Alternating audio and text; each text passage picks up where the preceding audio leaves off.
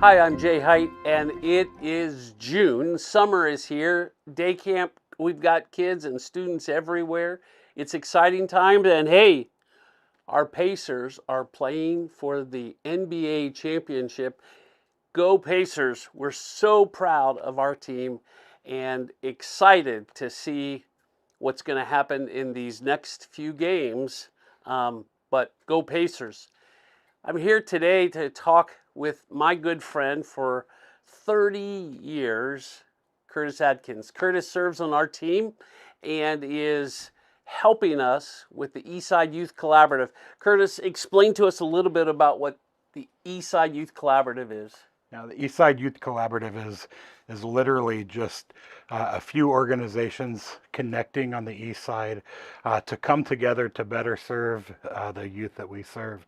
Our goal is to unite together to provide opportunities for students to engage in activities, things they can learn from, help students get connected to networks, and what better way to do that than to do that together?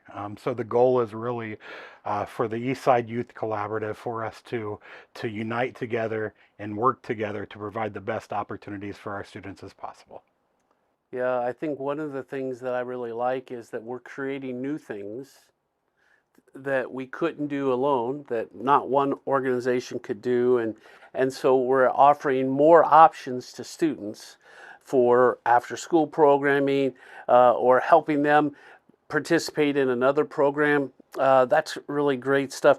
There's also something that we're doing, and you personally get to spend a lot of Saturdays. Tell us a little bit about how you spend your Saturdays and what's coming up. Yeah, we are part of the Indianapolis Soapbox Derby. We've been racing all year long, and in July, we get to take a trip with three of our students to Akron, Ohio, for the All American Soapbox Derby World Championships. Well, that's really exciting. One, that our kids get to participate in that, and we want to keep growing that. We've done that for several years. Shepherd did it, then Youth for Christ did it, and now it's back here. But we're sort of using the collaborative. What do you see if a student was at Arsenal Tech High School? How can we better serve them with all of this connection? Yeah, I think the most important piece is that every organizations have their strengths. They have what they do well, and how do we capitalize on that? And how do we utilize what the different organizations in the collaborative do well to support our students better? How can we come alongside those students? Build relationship through our original organization, but then get them connected to the services that they need through other organizations that might provide those. So, Yeah, I see the Eastside Youth Collaborative is really focused on the student first, mhm. and then allowing the organizations whose focus is really running great programs. That's a marriage that they all win at. Curtis, you grew up in this neighborhood. What's your perspective as someone who this was your neighborhood, you've grown up in it, and what you hope for a youth today? Yeah, I think for me, my perspective would be, um, I remember days of uh, having nothing to do in the neighborhood. Going through, we found we could play basketball at Woodruff Place uh, for a, for a canned good. So we would go get our canned good, and we would go that evening and play basketball. And we would be looking for the different opportunities to get involved and get engaged in things going on in the neighborhood. I think really the unique opportunity of bringing those pieces together, and to where you know kids can have easy access to see what opportunities are there, and how they can engage. And I think for us as an organization, I think it's great that we can come alongside students in areas that other organizations don't have the resources, but the same the other way, that our students can gain access to those resources that other organizations offer and the things that they do well as well. What made the difference for you? The difference for me were the people that invested in my life as I was growing up, the people that went out of their way um, to engage and be connected to my story and what I was doing. The things that I was involved in were important to them, and then to grow and mature those relationships as I moved from high school to college, and to still have that those people supporting me and encouraging me along the way. Those individual relationships were the key to my success.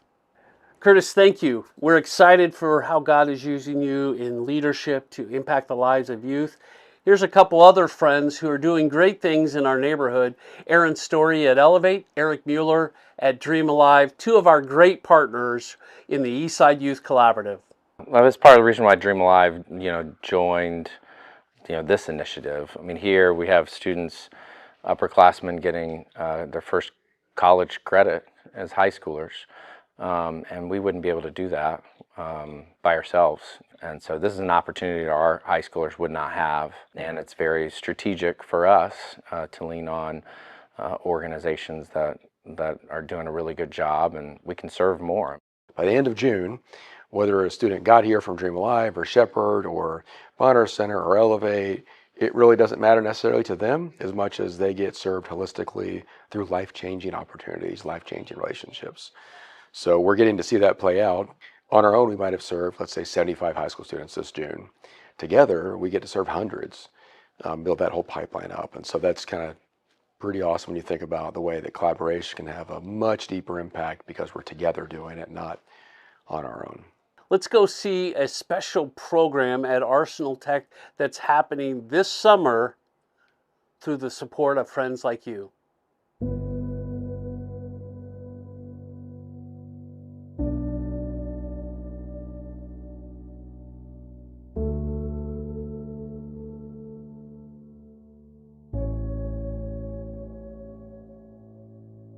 A couple of my colleagues and I were sitting in the office, and the question came about where we do a lot of great things with kiddos during the school year, but what about the summer months? How do we continue the work that we started with the young folk? And so I came up with the idea of a summer youth employment program because 40 years ago, I actually started one of these programs in Atlanta. And I know the impact that it has on a kid. And so I wanted to give opportunities for our youth here in Indianapolis.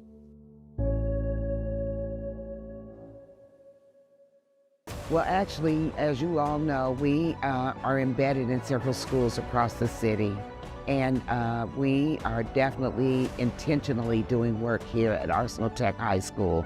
And it resulted out of the fact that the kids were skipping classes and just not going to class. And during the summer months, kids find opportunities to do things, and sometimes they're not positive things. And so we want to create an environment where youth can not only make money, but they can also connect with their peers and learn more from adults, but then also to receive job training skills, work-life skills, and then career exploration. Phil, he reached out to me and my mom about it, and we were just talking about how it was a good opportunity for high school students to get their first or just a little summer paid job.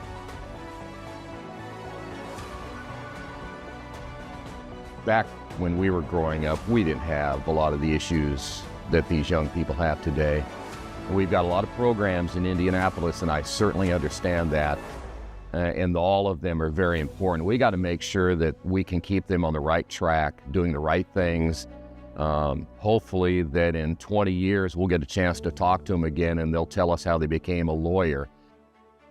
You can't sit in the room of these students and see their faces and hear what they're talking about and not think this is valuable. I mean, it's a big blessing. I mean, to me, I don't know where I would be at right now if I wasn't working here at Shepherd. I mean, there's so many great opportunities here and so many nice people, the family, it's like a family in there, man. So it means a lot to me. I'm really happy that I'm able to be here and put an impact on some of these kids' lives and just do good stuff for the community, man. I think I needed that for myself. I would say for anyone who's wondering if this program is worth supporting or contributing towards, no doubt about it, if we want to be a solution in the community for our young people, then we have to put our money where our mouth is. And we have to be willing to stand in the gap, whether we come in and share with our kids or write a check. It is critically important for us to say to the kiddos that they matter, and we want to come alongside them and make their efforts worthwhile as they're working in the community, as they're learning more about Christ, and as they're thinking about their future. We need folks to stand in the gap with them so they know that they're not alone. Thank you to everyone at Arsenal Tech High School, a great partner of ours where we're investing heavy into some lives this summer and giving back by working in those same hallways that they get educated in. We're excited about that partnership. If you would like to help, there are some items that we need this summer. You could donate individual sandwich bags. Yes, so we can put the sandwiches in for the students as they go on field trips and work projects. So we need individual sandwich bags. We also need work gloves as we are out working in the community, doing lots of cleanup as well as helping folks in the neighborhood on their homes. And we could also use garbage bags as we are doing a lot of that cleanup, and we appreciate the partnership we have with the city to work with homes here in the neighborhood and work with families who need extra help, and you can donate items to help. You could also donate money for us for our summer programs. If you'd like to know a little bit more about what we are doing and listen to our podcast, you can go to Breaking the Cycle of Poverty wherever you get your podcast downloads, and you can hear a little more in-depth conversations that we have with a variety of friends sharing with you what is happening at Shepherd Community. Go Pacers and have a great June.